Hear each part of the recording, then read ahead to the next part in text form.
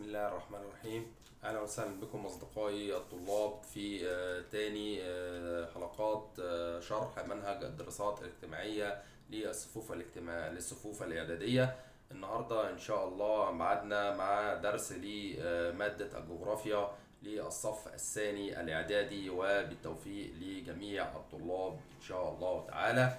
ولكن قبل أن أشرح الدرس بتاع النهاردة، عندي بعض الأساسيات المفروض نكون على دراية بيها، وعندي بعض المصطلحات برضو اللي هقولها ليكم زي ما قلتها لأصدقائكم طلاب الصف الأول الإعدادي في الفيديو اللي فات.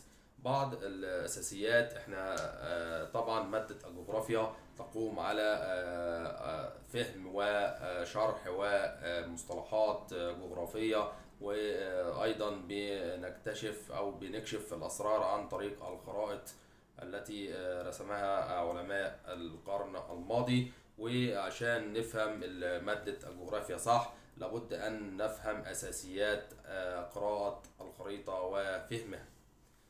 دي خريطة للعالم أو للوطن العربي. عشان نقدر نشرح أو نفهم الخريطة لازم يكون نعرف الاتجاهات. زي كده بتبقى الرسمة كده لها أشكال مختلفة، ودي بتدل على الاتجاهات الأربعة. زي مثلا الشكل ده كده أو الشكل ده كده، ده بيدينا انطباع عن الاتجاهات الأربعة للخريطة. نيجي كمان لإطار الخريطة، واللي بيضم بداخله جميع محتويات الخريطة. أما عن إحداثيات الخريطة، فيقصد بها دوائر العرض وخطوط الطول، والتي تساعدنا في تحديد الموقع الفلكي للمكان. نيجي بعد كده لحاجة اسمها عنوان الخريطة. عنوان الخريطة هو كل ما تحتويه الخريطة من رسومات وتضاريس ومرتفعات وسهول وكل ما تشتمل الخريطة. أما عن مقياس الرسم، فمقياس الرسم هو النسبة بين المسافة على الخريطة وما يناسبها في الطبيعة. أما عن مفتاح الخريطة، مفتاح الخريطة اللي هو الشكل ده اللي بيبقى موجود أسفل يسار الخريطة أهو، بوضحه ليكم أهو، ده مفتاح الخريطة. مفتاح الخريطة بيبقى فيه دليل ورموز وألوان الموضحة بالخريطة. يعني الخريطة بيبقى فيها ألوان عديدة وأشكال عديدة. المفتاح ده بيبقى كل لون مكتوب فيه هو بتاع ايه بالظبط. نيجي لشرح بعض المصطلحات والمفاهيم الجغرافية قبل ما نبدأ في شرح درس اليوم. عندنا حاجة اسمها موقع فلكي. ايه هو الموقع الفلكي؟ هو الموقع بالنسبة لخطوط الطول ودوائر العرض. اما بالنسبة للموقع الجغرافي فهو الموقع بين اليابس والماء. نيجي لبعض المصطلحات التي تخص الماء. كلمة محيط زي ما شرحنا في الفيديو الأول هو مساحة واسعة من الماء المالح ذات أعماق كبيرة. أما عن كلمة بحر فهو مساحة من الماء المالح أصغر مساحة من المحيط وأقل عمقا. أما عن كلمة خليج فهو امتداد من البحر أو المحيط داخل اليابس. أما عن كلمة نهر فهو مجرى مائي عذب تكون نتيجة سقوط الأمطار أو ذوبان الجليد. أما عن كلمة مضيق فهو ممر مائي طبيعي ضيق يصل بين مسطحين مائيين، زي مضيق جبل طارق الذي يصل بين البحر المتوسط والمحيط الأطلنطي، ومضيق باب المندب الذي يصل بين البحر الأحمر والمحيط الهندي. هناك برضو كلمة قناة، وهي ممر مائي صناعي يصل بين مسطحين مائيين، زي قناة السويس عندنا في مصر التي تربط بين البحر المتوسط والبحر الأحمر. نيجي بالنسبة لمصطلحات اليابس. مصطلحات اليابس تقسم علماء القرن الماضي الذين قاموا برسم الخرائط العالم إلى قسمين: قارات العالم القديم، وهي القارات المعروفة لنا جميعا، وهي قارة أفريقيا قارتنا التي نعيش فيها، وقارة آسيا، وقارة أوروبا. أيضا قارات العالم الحديث، وهي قارة أمريكا الشمالية وأمريكا الجنوبية استراليا والقارة القطبية الجنوبية. أما عن كلمة برزخ فهو يابس ضيق بيصل بين مساحتين كبيرتين من اليابس ويفصل بين مسطحين مائيين. نيجي برضو في كلمة مهمة هتيجي معانا في شرحنا للمنهج، وهي كلمة الأهمية الاستراتيجية. يعني إيه أهمية استراتيجية؟ أهمية استراتيجية هي الأهمية وقت الحروب والأزمات والسلم. أما عن عوامل تشكيل سطح الأرض وهو ما يسمى بالتضاريس. التضاريس وهي أشكال سطح الأرض المختلفة من مرتفعات ومنخفضات.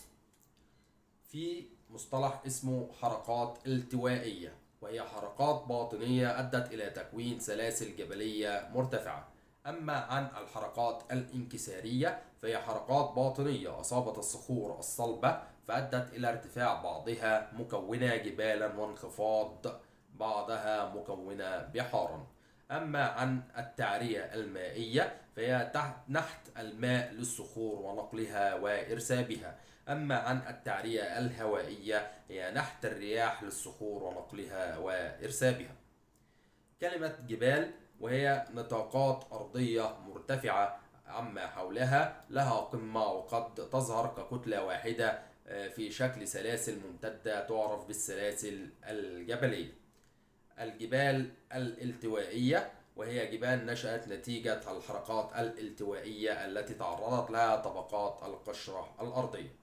أما عن الجبال الانكسارية فهي جبال نشأت نتيجة حدوث انكسار في طبقات القشرة الأرضية. أخيرا كلمة هضاب وهي مناطق واسعة مستوية السطح ومرتفعة عما حولها. نأتي إلى كلمة سهول. السهول هي أراضٍ سهلية منخفضة من سطح اليابس وتتميز باستواء سطحها. ومن أنواع السهول هي السهول الساحلية، وهي أراضٍ مستوية أو شبه مستوية تمتد على سواحل البحار والمحيطات. والسهول الفيضية وهي أراضٍ مستوية أو شبه مستوية كونتها الأنهار عن طريق ترسيب المواد العالقة بمياهها على جانبي الأنهار. وأخيرا السهول الصحراوية وهي سهول كونتها الرياح عن طريق النحت والإرسال. نيجي لكلمة واحات وهي أرض منخفضة في الصحراء صالحة للحياة وتعتمد على المياه الجوفية من الآبار والعيون العذبة، وبها أراضٍ خصبة صالحة للزراعة. وأخيرا الأودية الجافة وهي أودية كانت تجري بها مياه الأمطار قديما ثم جفت. ده بالنسبة للسهول. نيجي لمصطلحات المناخ. المناخ هو وصف حالة الجو من حيث الحرارة والضغط والرياح والأمطار لفترة طويلة قد تكون شهرا أو فصلا من فصول السنة أو سنة بالكامل. وينقسم المناخ إلى مناخ قاري ومناخ المناطق الداخلية البعيدة عن تأثير المسطحات المائية، وتتميز بارتفاع درجة الحرارة صيفا وانخفاض درجة الحرارة شتاء. أما عن الإقليم المناخي فهو منطقة محددة على سطح الأرض لها خصائص مناخية معينة من حيث الحرارة والرياح والأمطار وغيرها. ده بالنسبة للمناخ. نيجي بالنسبة للنبات. نبات طبيعي هو نبات ينمو طبيعيا دون تدخل الإنسان نتيجة تفاعل مجموعة من العوامل الطبيعية كالحرارة والضوء والمياه والتربة الزراعية. أما عن المصطلحات التي تخص السكان فهو في كلمة نمو سكاني وهي زيادة عدد السكان خلال فترة زمنية معينة. تعداد سكاني وهو حصر شامل للسكان من حيث العدد والنوع والتعليم ومكان الإقامة والحالة الاجتماعية والنشاط الاقتصادي. زيادة طبيعية. إيه هي زيادة طبيعية؟ هي الزيادة الناتجة عن الفرق بين المواليد والوفيات. أما عن كلمة هجرة فتعني انتقال الفرد من منطقة إلى أخرى بغرض الإقامة والعمل. وكلمة كثافة سكانية تعني نسبة عدد السكان إلى المساحة التي يقومون عليها. أما عن كلمة منطقة عشوائية فهي منطقة تنشأ حول المدن الكبرى أو داخلها دون تخطيط وتفتقر إلى المرافق وتتدنى بها الخدمات الصحية والاجتماعية وترتفع بها الكثافة السكانية. وأخيرا كلمة قوة العمل، وهو عدد الأفراد في سن العمل والقادرين عليه سواء كانوا يعملون أو يبحثون عن العمل. كده دي بعض المصطلحات اللي حبيت أقولها ليكوا يا أصدقائي الطلاب قبل أن نبدأ في شرح درسنا اليوم. درس اليوم بعنوان وطننا العربي، الموقع والمساحة. هندرس في الدرس ده إن شاء الله هناخد موقع الوطن العربي الجغرافي والفلكي، وأهمية الموقع ده حضاريا واستراتيجيا واقتصاديا، وهنفهم برضو أو هنشرح برضو النهاردة إزاي نقرأ الخريطة السياسية للوطن العربي، وإيه هو اللي بيميز دول الجناح الآسيوي والأفريقي، و ايه هي الموارد الطبيعية اللي تميز بها الله سبحانه وتعالى الوطن العربي. بسم الله الرحمن الرحيم، نبدأ درس اليوم. طبعا احنا عارفين كلنا ان مصر تنتمي الى الوطن العربي الذي يضم كل الدول العربية.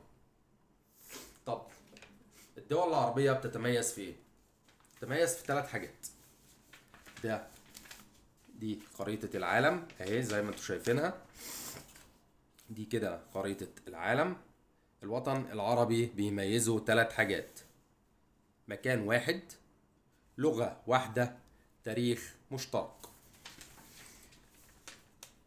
طبعا الوطن العربي كله بيتكلم لغة واحدة، وهي اللغة العربية التي نزل بها كتاب الله سبحانه وتعالى، وبيتكون أو بيتجمع سكان الوطن العربي في مكان واحد وهو من المحيط إلى الخليج، وكمان في بينهم تاريخ مشترك، التاريخ العربي الإسلامي، بخلاف إن كل دولة ليها تاريخ مستقل قبل الإسلام، قبل التاريخ الإسلامي وبعد التاريخ الإسلامي، ولكن بينهما تاريخ مشترك وهو التاريخ الإسلامي اللي هنشرحه مع بعض برضو في منهج الدراسات الاجتماعية للصف الثاني الإعدادي.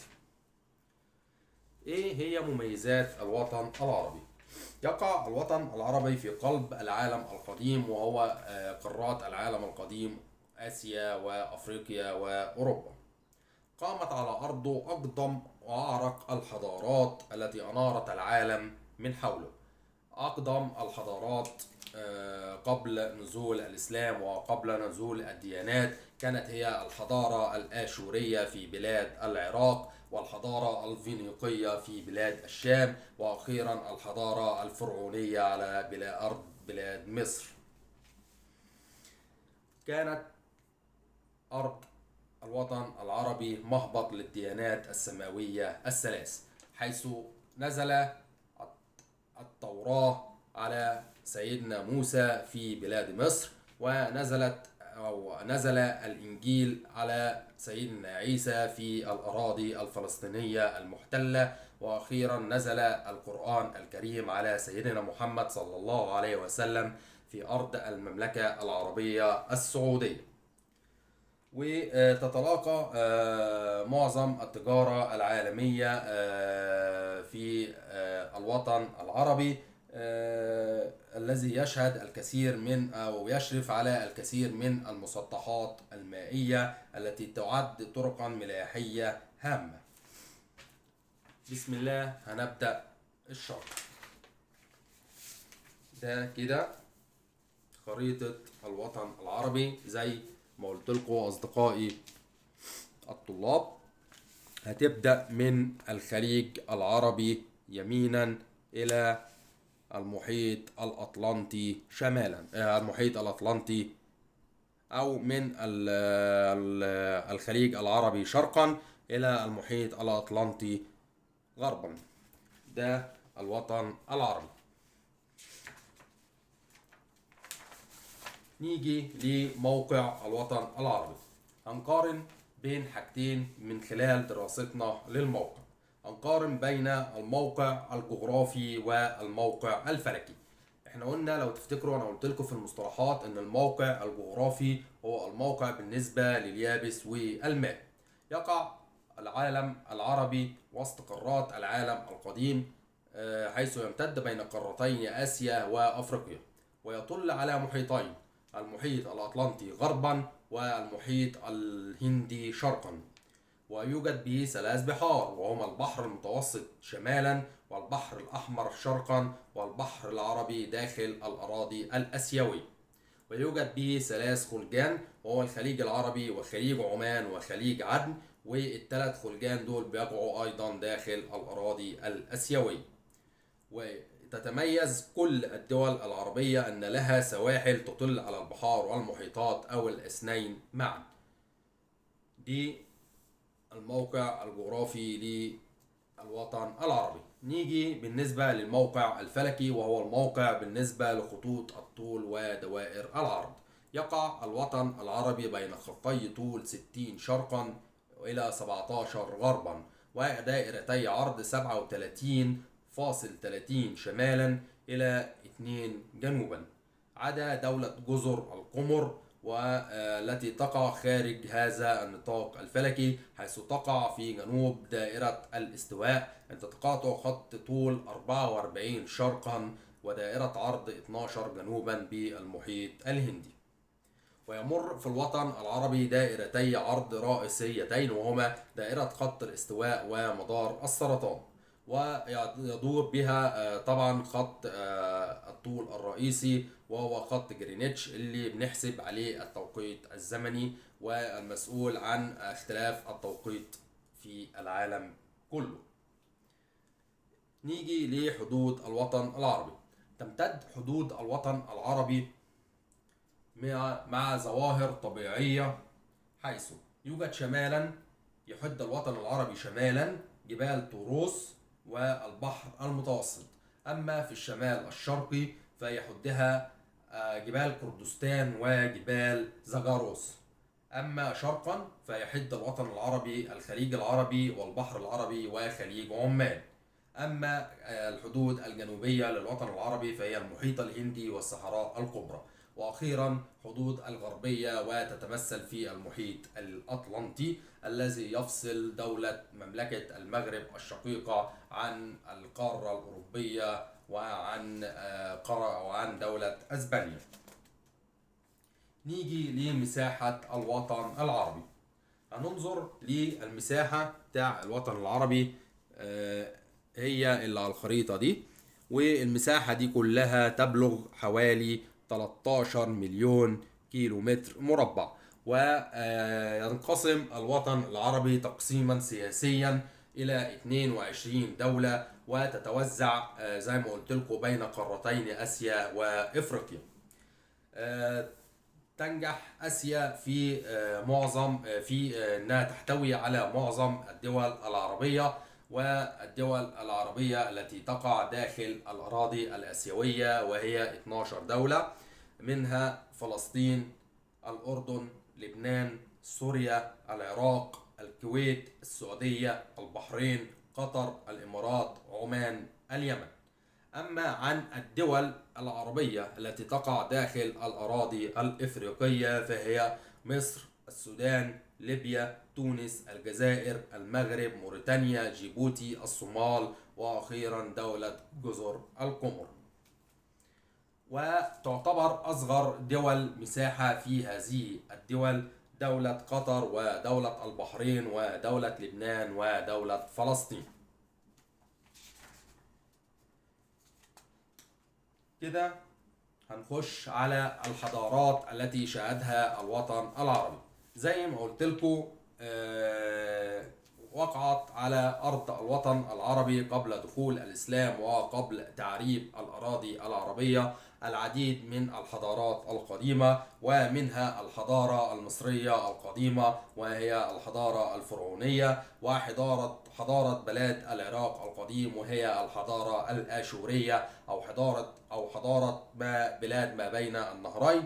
وقامت أيضا هناك حضارة بلاد اليمن وحضارة بلاد الشام اللي هي حضارة الفينيقيين.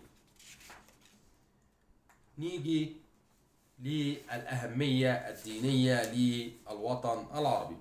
اكتسب الوطن العربي قيمة روحية عظيمة في نفوس سكان العالم أجمع، لأنه أولا زي ما أنا قلت لكم مهد الديانات السماوية الثلاث، اليهودية والتي نزل كتابها التوراة على موسى عليه السلام في أرض بلاد مصر، والإنجيل الذي نزل والإنجيل كتاب المسيحية الذي نزل على المسيح عليه السلام في أرض فلسطين، وأخيرا الإسلام والذي نزل كتابه على سيدنا محمد صلى الله عليه وسلم أشرف خلق الله سبحانه وتعالى في الأراضي السعودية.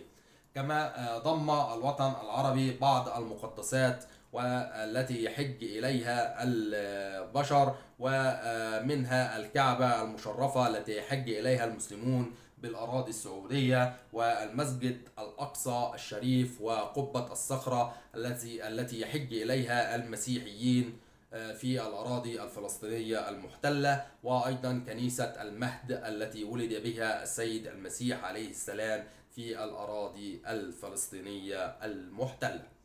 نيجي لثالث أهمية، وهي الأهمية الاقتصادية والاستراتيجية للوطن العربي. تنوع موارد الوطن العربي بسبب تنوع الأقاليم المناخية والحياة النباتية والتكوينات البيولوجية به.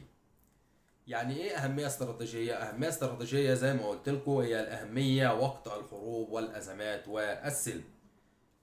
يبقى لما يجي يقول لي سؤال في الامتحان يقول لي بما تفسر تنوع الموارد الاقتصادية للوطن العربي، أجاوب على طول وأقول له تتنوع الموارد الاقتصادية للوطن العربي بسبب تنوع الأقاليم المناخية والحياة النباتية والتكوينات البيولوجية به، ووجود البترول والغاز الطبيعي على أرضه، وتحكمه في طرق التجارة العالمية من خلال العصور التاريخية المختلفة.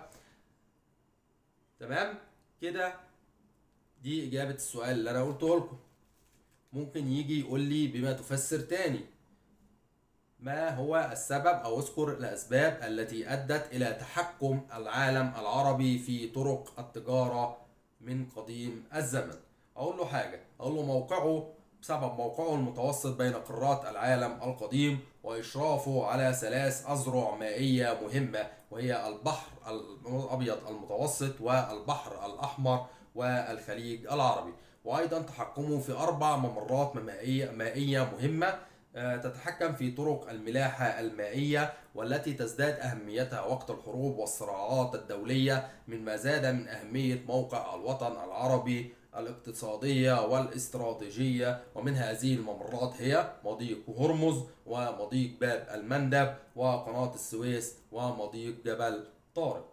يبقى كل ده إجابة ما هي أسباب تحكم الوطن العربي في طرق التجارة العالمية خلال العصور التاريخية. تمام كده، خدنا الأهمية الحضارية والأهمية الدينية والأهمية الاستراتيجية والأهمية الاقتصادية للوطن العربي. نيجي نشرح بقى الممرات المائية اللي أنا قلت لكم عليها دي: مضيق هرمز، مضيق باب المندب، مضيق جبل طارق، وقناة السويس على الخريطة. هنيجي الأول لمضيق هرمز اللي هو ده. مضيق هرمز اللي هو يصل بين الخليج العربي وخليج سلطنة عمان، وبالتالي المحيط الهندي، وتشرف عليه دولتين وهما سلطنة عمان ودولة إيران. أما عن مضيق باب المندب اللي هو موقعه هنا اهو جنوب البحر الأحمر، ده يصل بين البحر الأحمر وخليج عدن، وبالتالي إلى المحيط الهندي. يبقى في عامل مشترك بين مضيق هرمز ومضيق باب المندب، وهو إن كليهما ينتهي إلى المحيط الهندي. مضيق باب المندب تشرف عليه دولة جيبوتي ودولة اليمن، وهو تحت إشراف عربي خالص بالنسبة بالمقارنة مع مضيق هرمز، لأن مضيق هرمز تشرف عليه إيران، وإيران دولة فارسية وليست دولة عربية. يعني ممكن يجي لك نقطة برضو بسيطة هنا، يقول لك إيه هو وجه الاختلاف بين الإشراف في مضيق هرمز ومضيق باب المندب. هنقول على طول ان مضيق باب المندب تحت اشراف عربي خالص لدولتي جيبوتي واليمن، بالعكس عن مضيق هرمز الذي تشرف عليه دولة عربية واحدة وهي سلطنة عمان، والدولة العربية الأخرى هي الدولة الفارسية وهي دولة إيران. نيجي لثالث ممر مائي في الوطن العربي، وهو قناة السويس على الأراضي المصرية. قناة السويس اهي زي ما كان ما أنا بشاور كده، قناة السويس على الأراضي المصرية.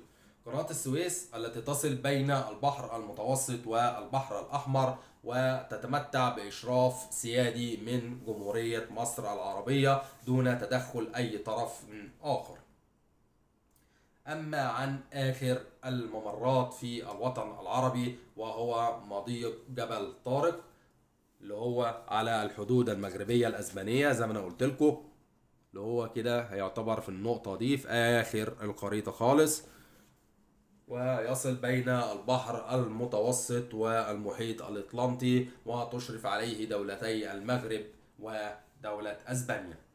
برضو في ممكن يجي مقارنة بين مضيق باب المندب ومضيق جبل طارق، زي ما قارنا بين مضيق باب المندب ومضيق هرمز. هيجي يقول لك مين فيهم اللي اشراف عربي خالص، هقول له على طول مضيق باب المندب، لان مضيق جبل طارق يقع تحت السلطات المغربية وتحت اشراف السلطات المغربية واشراف السلطات الاسبانية.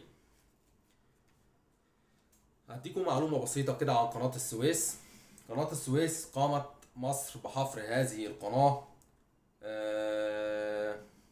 القناة الجديدة مش القناة القديمة. قامت مصر بحفر تفريعة موازية لقناة السويس بطول 35 كيلو متر، وتعميق المجرى الأصلي بطول 37 كيلو متر، وذلك لتحقيق عدة أهداف، منها اختصار زمن الرحلة من 20 دقيقة إلى من 20 ساعة إلى 11 ساعة، وزيادة عدد السفن المارة بالقناة، وأيضا تحقيق الرواج الاقتصادي لدولة مصر العربية. هنيجي نتكلم عن النتائج المترتبة عن أهمية الموقع الاستراتيجي للوطن العربي. ممكن يجي لنا سؤال بالبنط الصريح كده في الامتحان، يقول لنا ما هي النتائج المترتبة على أهمية الموقع الاستراتيجي للوطن العربي. هنقول له ترتب على ذلك تعرض الوطن العربي للاستعمار الأوروبي الذي عمل على نهب الخيرات وإرسالها إلى أوروبا، ونتج عنه أيضا تقسيم الوطن العربي إلى دول مختلفة متباينة في المساحة وعدد السكان، تفصل بينها حدود سياسية مصطنعة من تصنيع الاحتلال الأوروبي. ونتج عن ذلك أيضا ظهور بعض المشكلات السياسية، ومنها مشكلة دولة فلسطين، ومشكلة المدن المغربية سبتة ومليلة، ومشكلة بعض الجزر الإماراتية، ومشكلة دارفور، ومشكلة جنوب السودان. جميع الدول العربية حصلت على استقلالها ما عدا دولة فلسطين، بالإضافة إلى بعض الجزر الإماراتية وبعض المدن المغربية. كده دي المشاكل اللي سببها أهمية الموقع الاستراتيجي للوطن العربي. هنيجي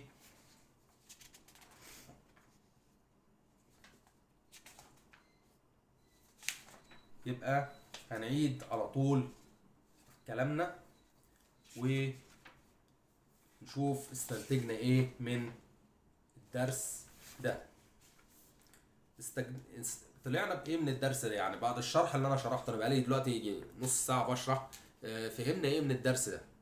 هنقول له مثلا فهمنا ان الموقع الجغرافي هو الموقع بالنسبه للماء واليابس، وعرفنا برضو ان العالم العربي يقع وسط قارات العالم القديم، ويمتد بين قارتي اسيا وافريقيا، ويصل بين محيطين وهو المحيط الهندي والمحيط الاطلنطي، وبه ثلاث بحار زي البحر المتوسط والبحر الاحمر والبحر العربي، وبه ثلاث خلجان زي الخليج العربي وخليج سلطنة عمان وخليج عدن.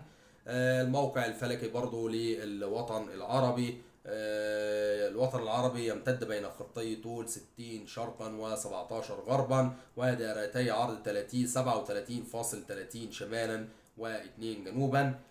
دولة جزر القمر هي الوحيدة اللي تقع في مدار فلكي مختلف عن المدار الفلكي للوطن العربي. تقع في جنوب دائرة خط الاستواء عن تقاطع خط الطول 44 شرقا مع دائرة عرض 12 جنوبا بالمحيط الهندي. عرفنا ان الوطن العربي طبعا له حدود طبيعية، شمالا جبال طوروس والبحر المتوسط، وفي الشمال الشرقي جبال كردستان وجبال زاجاروس. من الشرق الخليج العربي وخليج عمان والبحر العربي، ومن الجنوب المحيط الهندي والصحراء الكبرى، أما عن الغرب المحيط الأطلنطي. عرفنا أهمية الموقع العربي الحضارية من خلال وجود بعض الحضارات الكبرى التي كانت تقوم على أرضه قبل رسالة الإسلام، ومنها الحضارة الفرعونية على الأراضي المصرية، والحضارة الآشورية على الأراضي العراقية، والحضارة الفينيقية على أراضي بلاد الشام، وحضارة بلاد اليمن. عرفنا برضو ان هناك بعض المقدسات الاسلامية تقع على اراضي الوطن العربي، ومنها الكعبة المشرفة على الاراضي السعودية، والمسجد الاقصى الشريف، وقبة الصخرة، وكنيسة المهد في الاراضي الفلسطينية المحتلة.